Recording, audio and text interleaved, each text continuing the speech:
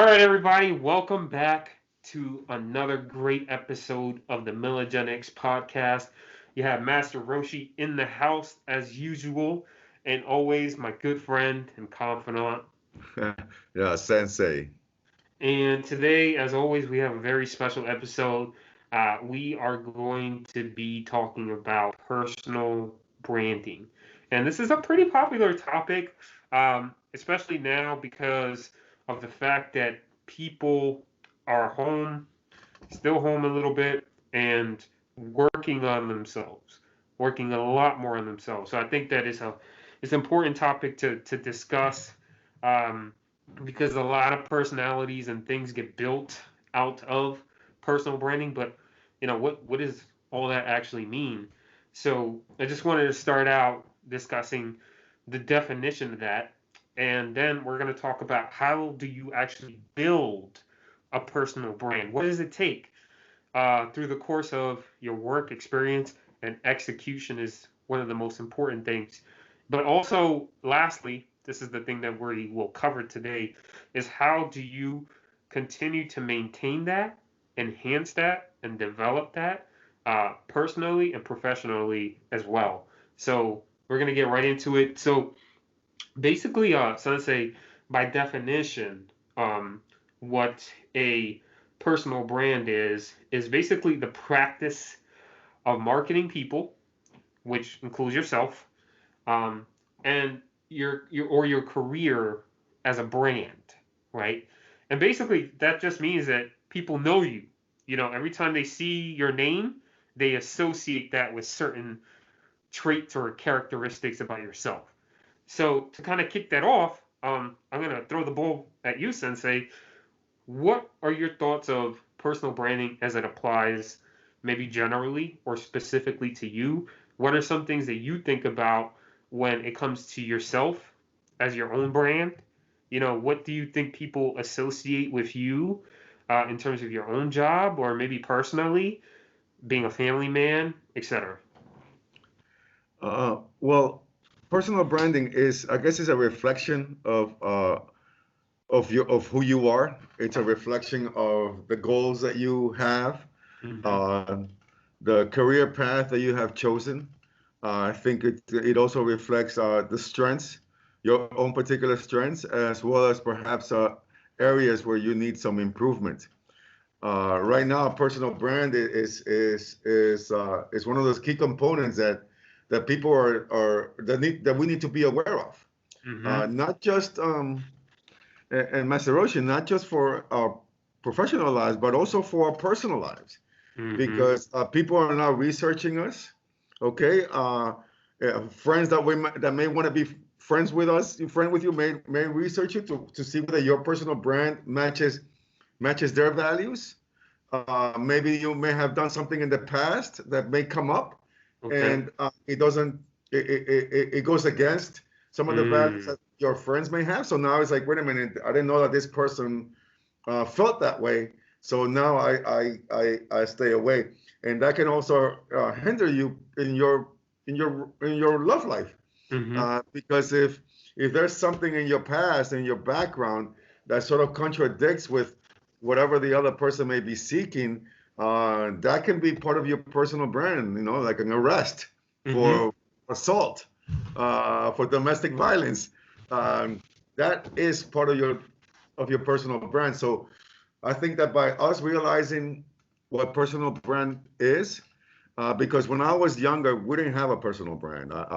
This is all new, Mm-hmm. and because of it, we became friends and we created relationships, not knowing a lot of times what kind of values the other person held until you were already committed to that relationship. Okay. I think now by understanding other people's personal brands, you don't have to invest so much into the relationship because it is you realize that it's just not worth the pursuit, and that also goes with of course, with your career, because if your personal brand is not aligned with what the goals are of the particular company, then why should they hire you? Mm-hmm. So I think because of it, we need to be much more aware of the way we navigate our lives, because anything that we do in our personal life or professional life can become part of our brand, and how other future folks that might come into weave themselves into your life um, may not be so interested anymore if you have a if you have a poor one. So personal branding, I think that it's one of those things now that we need to be a lot more careful with, a lot more aware, and with what we're putting out there. So Mhm. if we, many times people say, I'm a kind person, but you don't reflect that. Uh, so if you're a kind person, that's great, but you need to reflect that through your actions and through your words, and that way now you solidify you're solidifying your own particular personal brand. Yeah, I think it's like a double-edged sword in a way, because on one hand, you can't present this false image of who you think you are. Meaning, now that we have social media and we have all these things that put you out there in a space that you're more public, whether, one of the things that I thought was interesting was that, we do value our privacy, but statistically, from one of the things that I read or saw recently, is that we actually like not to be so private and to reveal more information. I think probably now more than we have in the past, because it shows a part of our personality, a part of our values.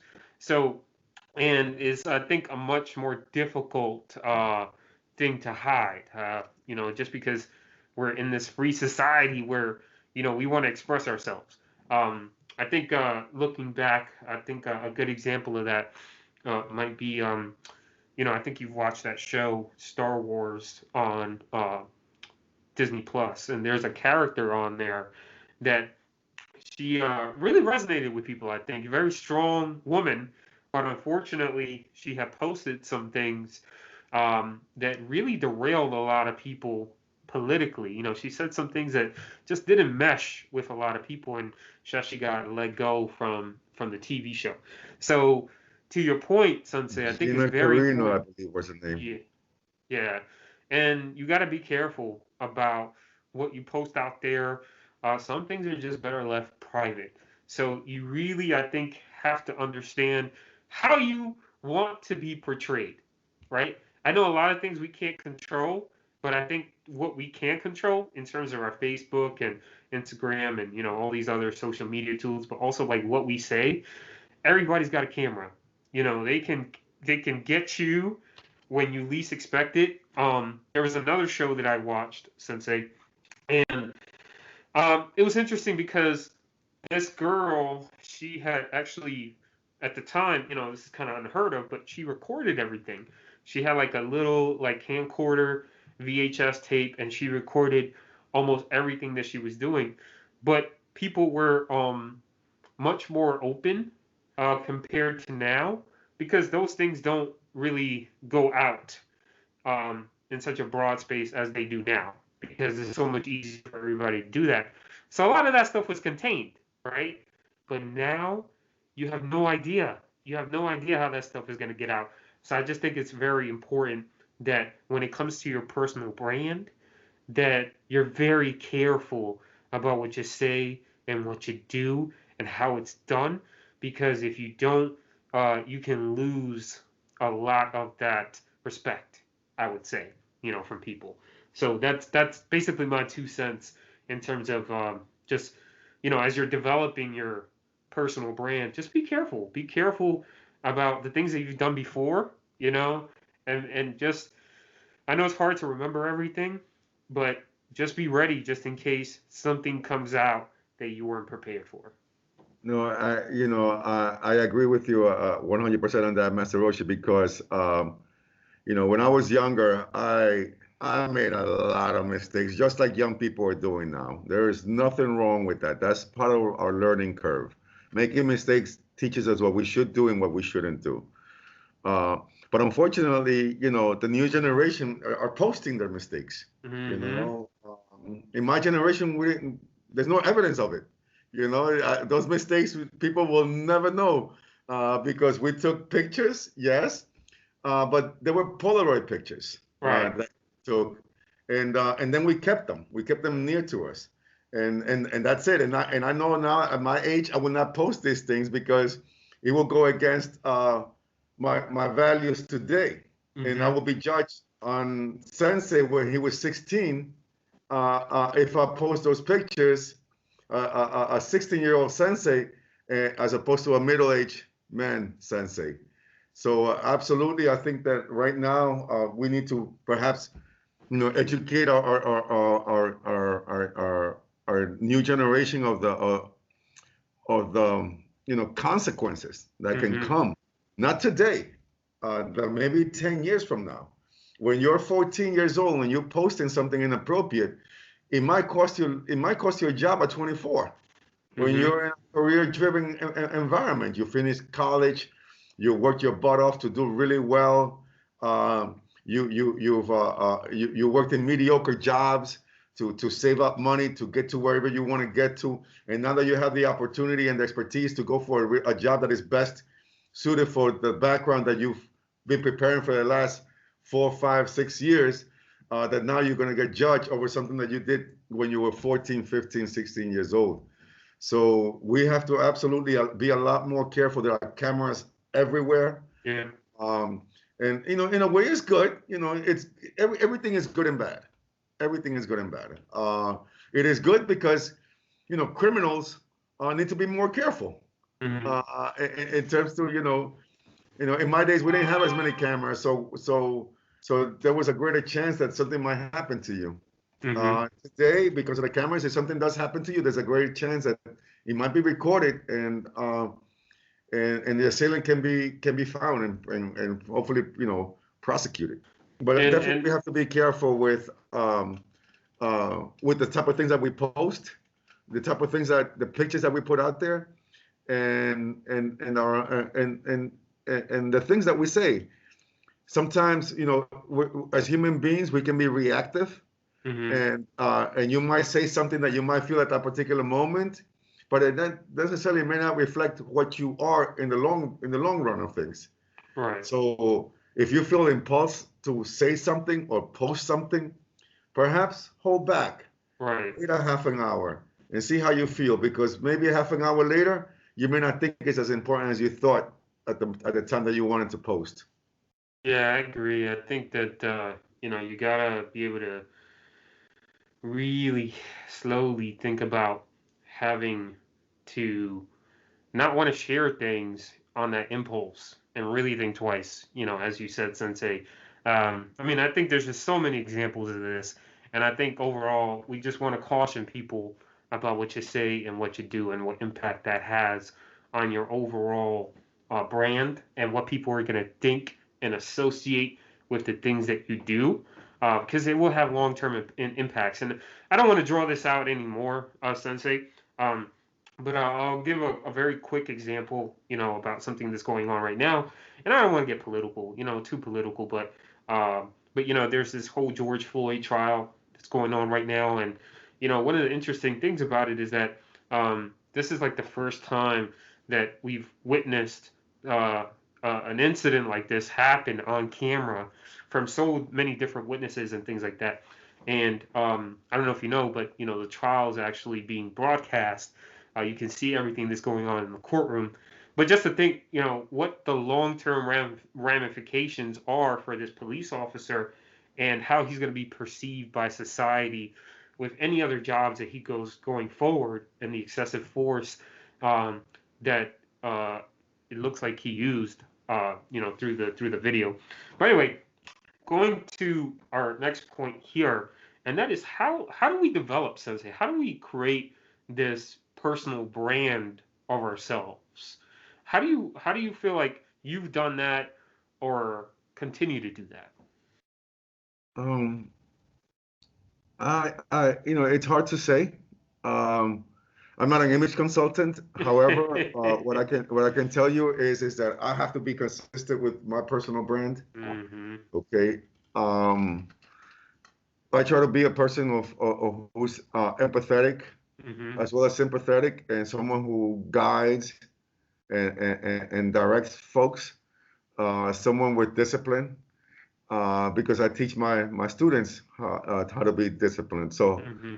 how can I teach them to be disciplined? And if I lack discipline, how Mm. can I teach them to be more self-aware in your digital footprint if I'm not self-aware of my digital footprint? So I think that the way you can create it is by, I think it's truly being self-aware of Mm-hmm. your actions, and not just how it's affecting you, but it really is how it's affecting others. Because that's what personal brand is. It's not the way you see yourself, it's the way others perceive you.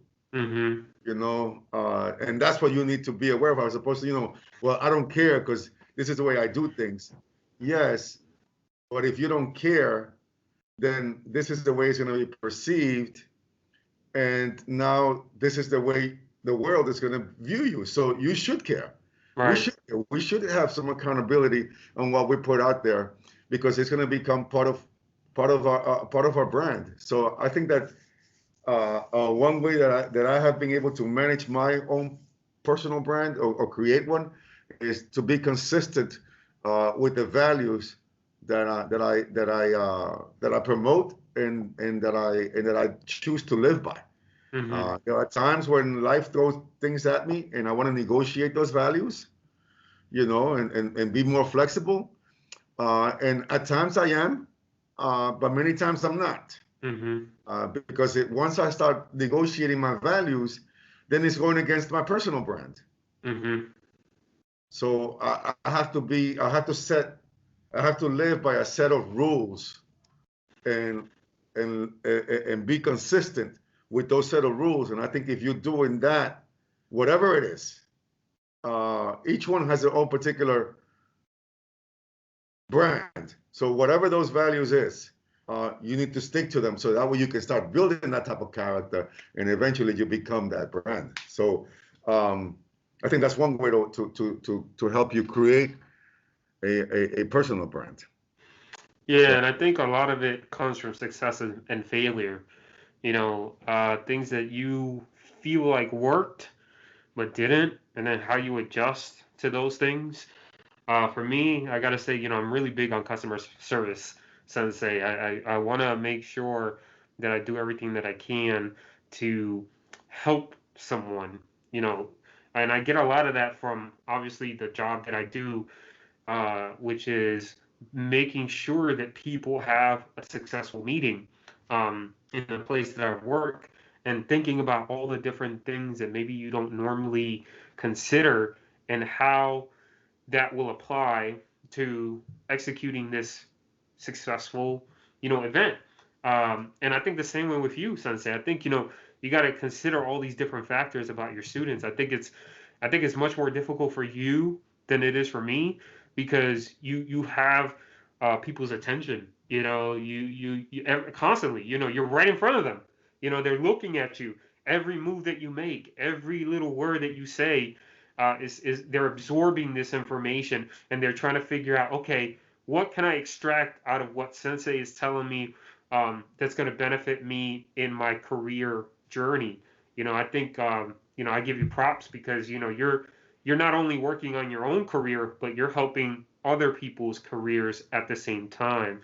That's something that I'm fortunate I left when I decided to kind of go on my own and kind of work on myself and my own journey and things like that, because I wanted to develop that. It, you know, I think what you do is so much more impactful, right? Compared to me. The only impact that I have is really just on myself and maybe my family around me. But you have such a wider impact, and I don't want people to lose sight of that. And you have, like, everything that you do has repercussions, right? Good and bad. But I think you do so much more good for the community and people. One of the things that you say a lot is that people know you. When you're out and about, they remember you from that class that you taught, or maybe something you said or something you did. And I think that's so valuable when it comes to your brand, because every time they see you, it clicks, right? And they think, oh, there's this guy that is a professional, and he's giving out helpful information. So I think that when it comes to your own brand, Sensei, I just feel like you have such a big impact. And I think for everybody's a little bit different. You know, I may not have the same impact that you do, in terms of the work that I do, but I just want to kind of share that with people, so they don't lose sight that, maybe I work at a big corporation, right, Sensei? But at the end of the day, my impact is maybe not as ground shattering as yours, with what you do for people. So I just wanted to share that. Well, thank you, but I think that I have to respectfully disagree also, because you may not see the impact of what you're having, because your impact is different. Okay, you're working with lawyers. You don't know the kind of cases that they're winning, or the Hmm. kind of money that they're bringing into the company, by the service that you're providing.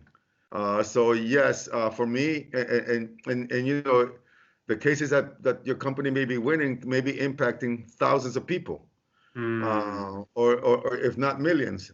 It's just that, for me, I think you can see it directly, Hmm.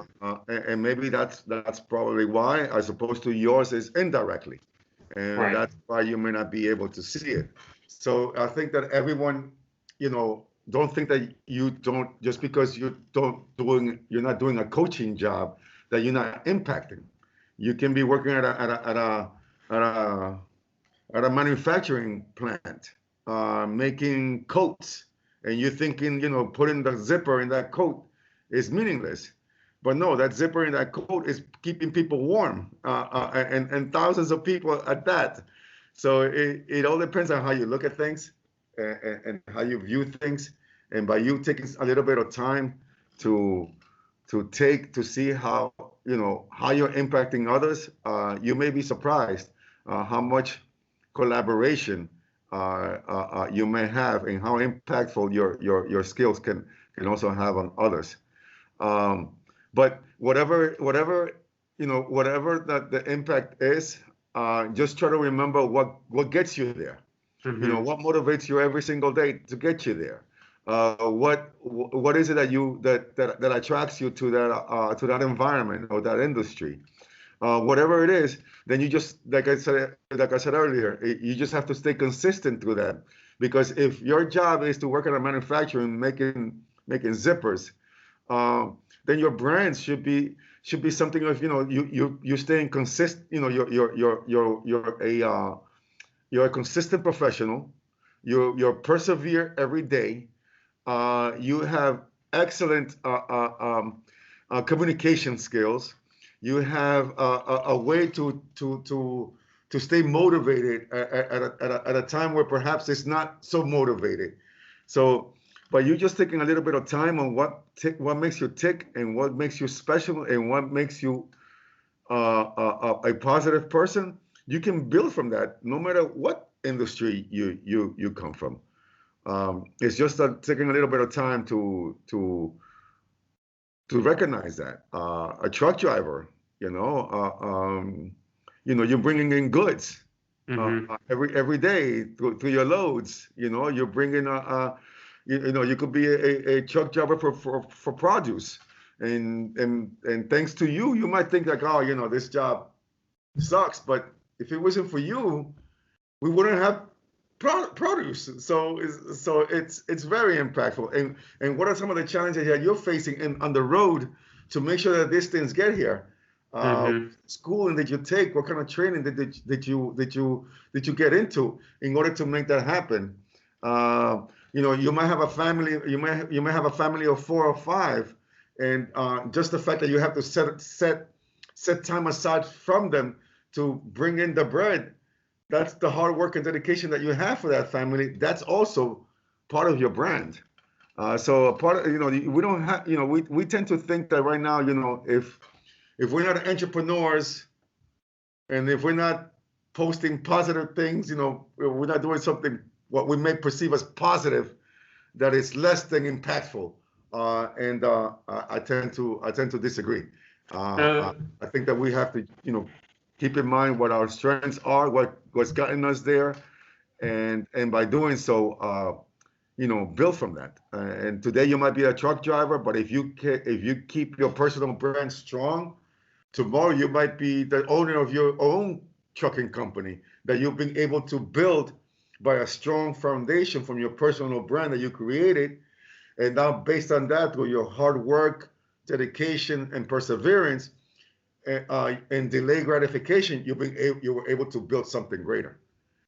So, Yeah, I appreciate that. It's a good reminder. I think oftentimes we kind of lose sight of the results of the things that we do because sometimes we're not privy to it. I'm mhm, not keeping track of the cases and the impact that these things are having around me sometimes because there's just so much going on. But I think you definitely lend to the fact that just because we don't see it doesn't mean it's not there. mhm. And we continue to have to keep working on ourselves regardless of whether we see that impact or not. So I think that's really important. So let me ask you, Sensei. So then, what is it that we can do, or what are some of the things that you've done to kind of help improve your personal brand? I know you get a lot of opportunities to train and develop. Can you share some of those things that you've been involved in and how it's helped you in what you do? Well, my I I think I built my personal brand unintentionally. You Okay. know, it's not something that I've put a lot of thought about. Mm-hmm. Now I am, because now I'm aware of how important personal brand is. So I protect mine now.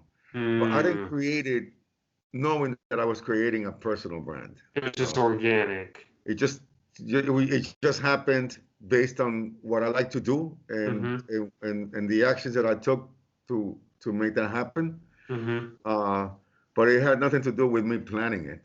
Mm-hmm. So it's it's a little bit, it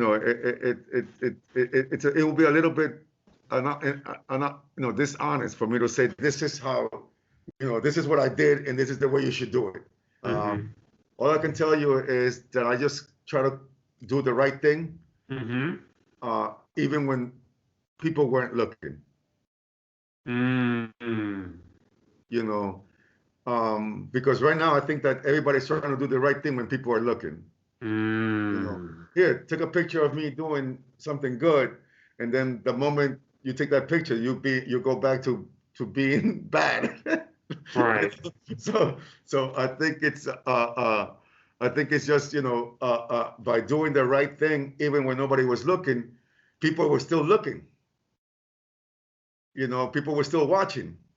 And I think that is what helped me, because even though they didn't take a snapshot, or took a picture of me doing it, a year or 2 years later, it's when sometimes you get the response. Mr. Hurrah, Mr. Sensei, thanks to you, this is where I've been able to get to. Mm-hmm. And I remember when I attended your school a year ago, it didn't make sense, but as I started navigating the workplace, everything that you mentioned started making sense, and now I abide by those values, and now because of it, I've been able to do so much better. Thank you. Um, so I wasn't expecting to be recognized for that. Mm-hmm. I just did my job to the best of my ability, and then folks were affected by it. So I think that part of creating that personal brand also, to help you create that personal brand, is be genuine with yourself and being honest, and and do and do what's right, even when nobody's looking, even when nobody's taking a picture, Mm-hmm. even when nobody is posting. And eventually those things, they become recognizable with time. And I think that right now that's what's helping more people more than ever, is being truthful to themselves, because the millennials and the Generation Z are the ones that are mostly involved in social media, and they don't like dishonesty. They Mm-hmm. don't like they despise it, and some of them they have what's that called? They it's like a talent where Hmm. they can see when someone has been dishonest. They can recognize it right away. So just be true with yourself, be true with your values, and display that to the best of your ability. It's Yeah, what you can do, that you can try and create a personal brand. it's kind of fascinating because I feel like because they have the tools at their disposal, they're able to go and collect information and investigate and pretty much create a case, for someone or against someone, I should say, about certain things, attitudes, expressions, values, opinions that you've shared on certain things, and some of that can come back to haunt you or backfire. So it's like you said, Sensei, and I love what you said, about protecting your brand. Because as long as you do that, I don't think anybody can help to compromise that in any way. And just being consistent is, I think, the key thing here. And that's sort of taking us to our last kind of point here in terms of how do we continue to maintain that consistency and continue to grow the audience that we need. And that's obviously one of the things that we are challenged with as well with this podcast that we're doing is how are we able to leverage this platform that we have to promote ourselves, what we do uh, individually, but also collectively together as a team and be able to help people across all spectrums, not only just millennials and Generation X, but, Generation Z, like you said, because they do need help trying to navigate through. I feel like these places, these structures where there's still some institutional values in them, and they're trying to understand what all that means. Like you said, specifically with your student, you were giving them this great discourse of like what the workplace is like, but it's not until you get there that you actually get a chance to apply some of that knowledge and some of those techniques that you've come to learn and expect. Um, and so I think, again, I know I'm complimenting you a lot today, but I think what you do is really great in terms of that. But I think I've learned myself, if I could speak for myself, I've come to learn a lot working with you, alongside with you, but also a lot of other people. And I think that's really important is that you get to get a bit of each person's own perspective, and then you kind of use that and infuse that within yourself to start to develop the things that you need to do in order to promote yourself, so that people can see that you're much more capable than maybe what you seem like you are.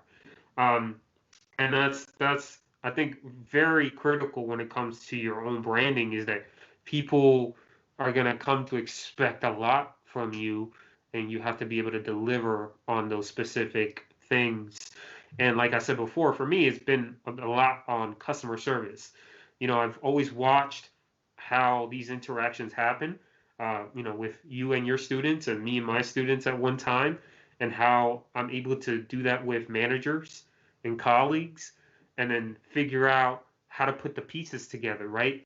To say, okay, what do I do in this situation if I'm faced with a challenge where, I got a timeline or a deadline that I have to meet, and there's all these obstacles in place. How do I, be able to do all those things? Because at the end of the day, when you're able to successfully get through all those problems, that's where people see you and see the value in you to know that you're capable, right? You're capable to deliver on certain things, and that's just a challenge that we face all the time, right, Sensei? Where we have to continue to excel in everything that we do, because it's very competitive out there, and we just constantly have to continue to show people that we have what it takes to be able to do the job, you know. Um, and I think another thing is just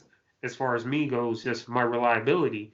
As you know, Sensei, we have a specific time that we do this podcast every week, and we try to stick to that schedule. And I think that's so important in anything that you do, but also communication, right? Because there have been times where you haven't been able to do the podcast with me, but you've been able to tell me those things. You don't kind of keep me in limbo and say, hey, Alex, and, you don't let me know for like 2 weeks later, right, that you couldn't do it. And I think that's really key in whatever it is that we do, is that we communicate to each other and let everybody know what's going on. If we have a personal, crisis, a dilemma or something like that, I think it lends to help build that brand, because you don't want to be seen like you're flake, you're unreliable. So I try my best to always stay up here, right, than down here. And, I think that's the only way to keep going up is, you just got to keep moving upward. Yeah, good point. But I think that also, so the way, okay, so not that not that I don't care what people say, Mm-hmm. but I cannot care what people say Mm-hmm. because if I care about what this person thinks of me, what this person thinks of me, and what this person thinks of me, and the millions of people that are out there, what they think of me, then I'm not going to be true to myself because I'm going to be confused trying to please everyone. So, not that as long as I have, I display my basic human role, which is Mm-hmm. compassion, empathy, caring, you know, um, and everything that makes me a human being. I think a good human being, at that. And then based on that, and then I can make something happen. But for me to try to think about, what everybody thinks of me, it's going to be too difficult. So what I'd like to do is like I try to extract myself from my brand. Mm-hmm. Example, I see myself as a third person. Okay, and now I can coach this person and Mm-hmm. say, okay, so you have this and you have this and you have this. Perhaps now you should do this. That way, because it just seems like the logical next step to what you're doing with your life.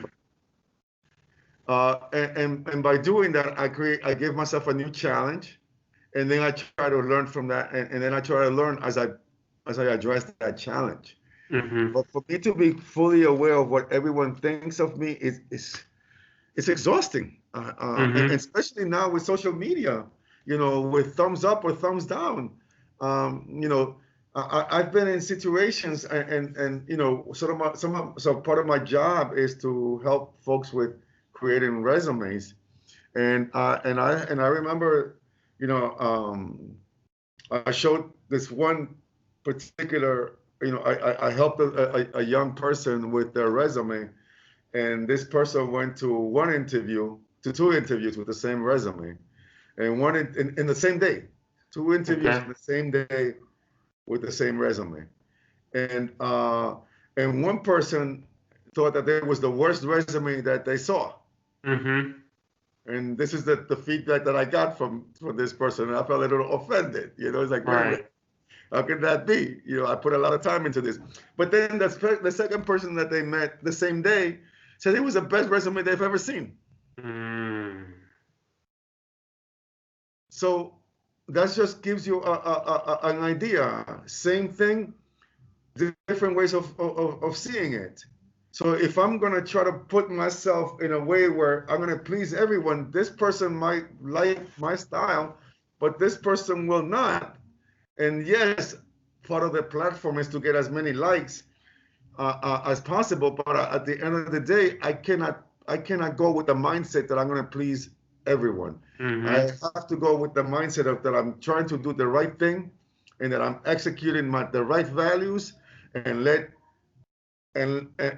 life take its course, and then take it from there. We live right now in a society that I call a judgment day. Mm. All right, it's Judgment Day. Wherever you go, it's Judgment Day, and if someone doesn't like anything about you, the first thing that they go is try to destroy your online presence. Um, but that those are the consequences that happen when we're living in such a world, and of course with the platform of that we're using right now, and how we're trying to promote this new venture. But I think that's one of the things that I will probably say is to stay true to yourself, as long as you're displaying the values and that makes you a good person. Mm-hmm. Let let the chips fall where they may, I Mm. think. And No, that's absolutely, I'm not saying that you shouldn't be aware of what other people are thinking of you, but you shouldn't be completely engulfed by it. You should mm-hmm. just be okay. Maybe I can try doing this and see how that can make you better. Mm-hmm. But I don't think that a dwelling about it can really help you. No, I don't think either. And I think that you can't obviously make everybody happy. You have to be happy with yourself. But I think that the point that I was trying to make is that, like, you know, you have to set a standard for yourself, right? Hmm. And whether you meet that standard or not all the time, that's obviously going to be on you. That's not going to be on anybody else, taking the fall for what you did. And I think that's my takeaway in terms of personal branding is you got to try to execute at that level, if not a little bit more above that, but you're not always going to meet everybody's expectations, about what you do. And I'll give you a good example of that. And it was something that happened to me recently, and it was at work. And it was an issue that was out of my control. I was trying to help someone, and they were having a hard time trying to log into this webinar, and they weren't using the right device. They were using their phone, and they were needing to use a laptop. And I didn't know this. We didn't know this.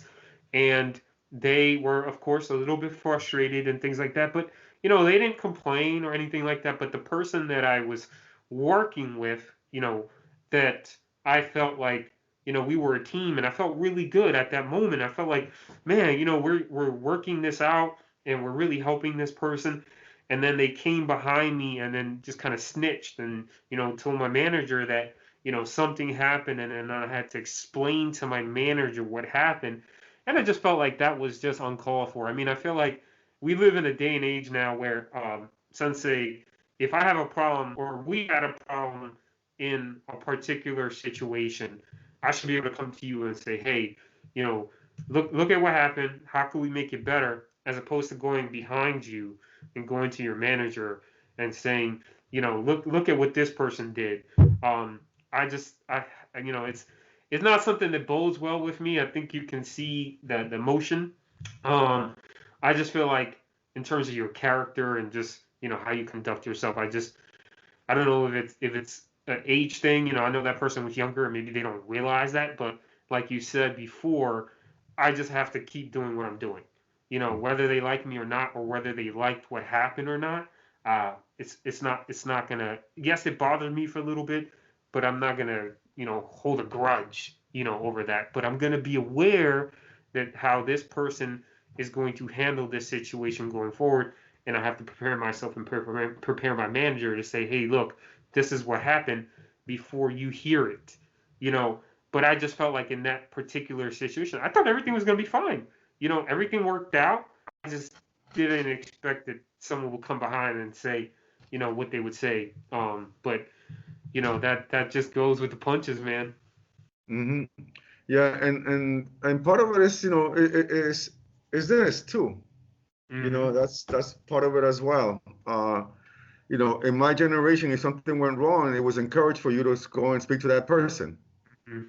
You know, but today, we found ways on how to hide our identity and Right.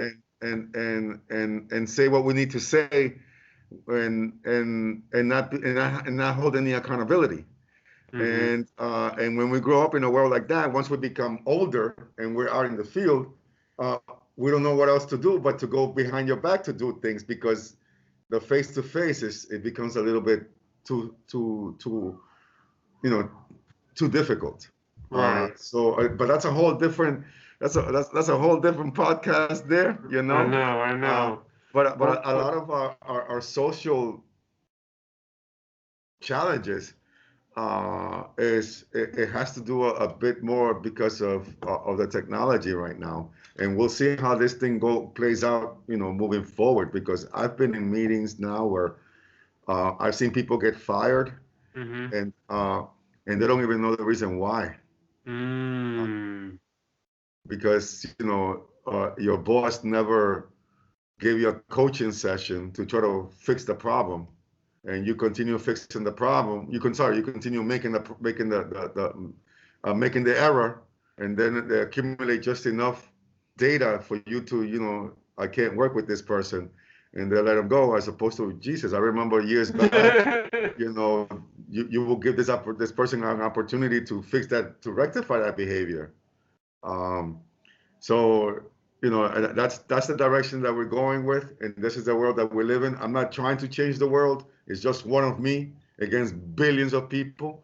What I can do is try to adapt to that world, be more aware with the choice of words that I use, with the choice of the actions that I take, as that becomes part of my personal brand, and be genuine with my feelings and with my values, even when people are not watching. mm-hmm. Uh, and I think that can help somewhat help you create a positive brand.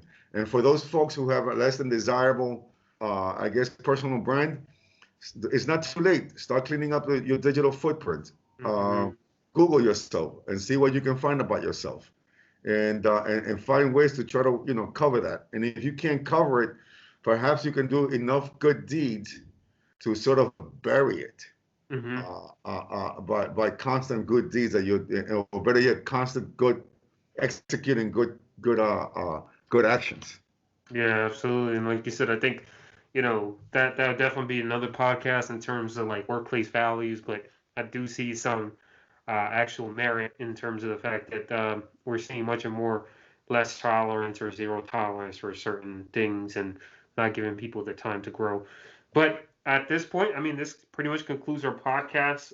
I hope that, you were able to absorb something today that will help you in your career or in your personal brand and how to elevate that going forward. I feel like me and you, Sensei, have been able to, be the test of time, in terms of combating a lot of things and challenges, and we're still here, making inroads, into certain things, and I think we've learned a lot about what it means to be at the level that we are and continue to do that, and we just want to be able to get people to do the same, in terms of whatever it is that you want to do, whether personally, professionally, or in your business. But it really comes down to you and what you project. So with that said, I want to thank you for listening, Sensei. Yeah, same here. So, folks, you know, just be a little bit aware. Don't just listen to your feelings. Listen to your logic. If Mm-hmm. you feel impulsive to say or do something, hold back, because it may be the wrong thing. So just hold back a little bit, uh, analyze yourself, and see if this is worth putting out there. Because once you put it out there, there's no bringing it back. Yeah, think twice. There's no do-over. So, Yeah, very, absolutely. very important. Well, thank you, man. All right. And we will see each other next time. And thank you, everyone. Make sure to press that like button, folks. Absolutely. For the YouTube algorithm. Thank you.